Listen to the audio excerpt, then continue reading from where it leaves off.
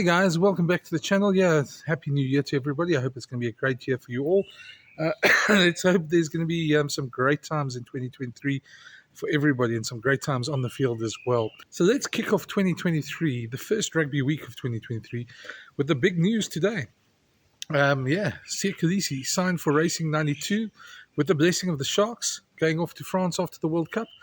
I don't think it's entirely unexpected. I don't think it may have come as a bit of a surprise so early in the year, but I don't think it was unexpected at all, to be very honest. I think anybody who knows Sia's value in world rugby and the way he's seen by the rest of the world would find it quite surprising that he actually stayed in South Africa. I know he had a lot of offers.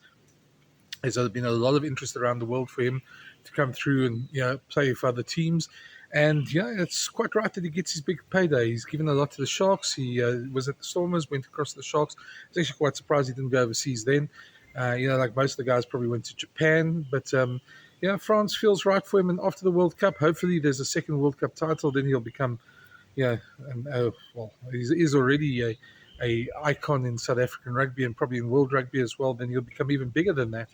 So I don't think it's a big thing, and I think we're going to see the same. We've already seen Stephen Kitsoff sign for Ulster. We've seen Thomas du Toit sign for Bath. I think all those Springboks that are in South Africa that are part of that 2019 World Cup squad, mustn't be surprised if we see them all sign overseas.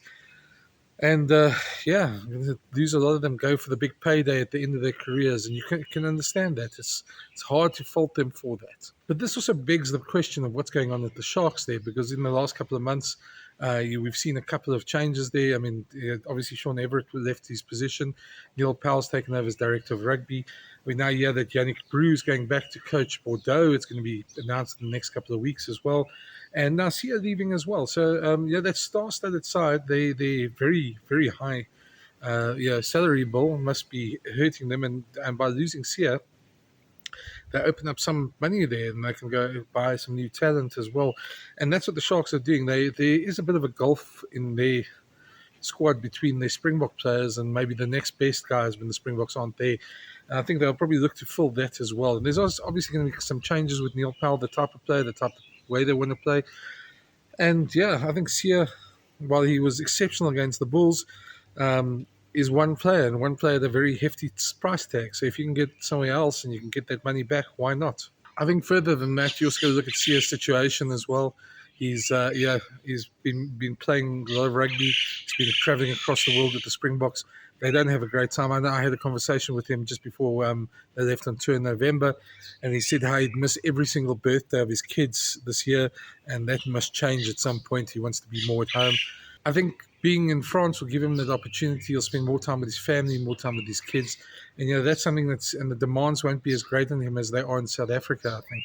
You can tend to maybe live a bit more sheltered life than, in South Africa, everywhere he goes, everyone recognizes him. So I think that's probably going to be a good thing for him as well. Also, it gives him the opportunity with his global brand to take it a bit further, to try and be a better player, a better sort of give more to his foundation and to maybe have a wider reach, especially with the money that's in Europe as well, that can come into the foundation. So, all in all, I don't think it's a bad move.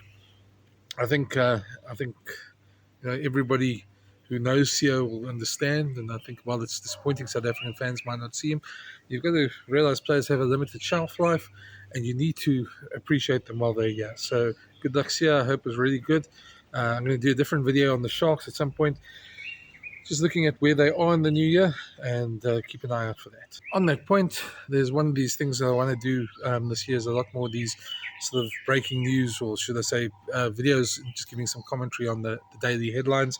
It won't be every day, but wherever it's necessary, we'll be putting them up. And if there's something you want me to discuss, leave it below in the comments. I'll have a look at it, and if I can give you a video and give you some explanation, try and help out, I will definitely. But thank you for watching. Click the subscribe button and watch out for more videos like this. Chat to you soon. Cheers.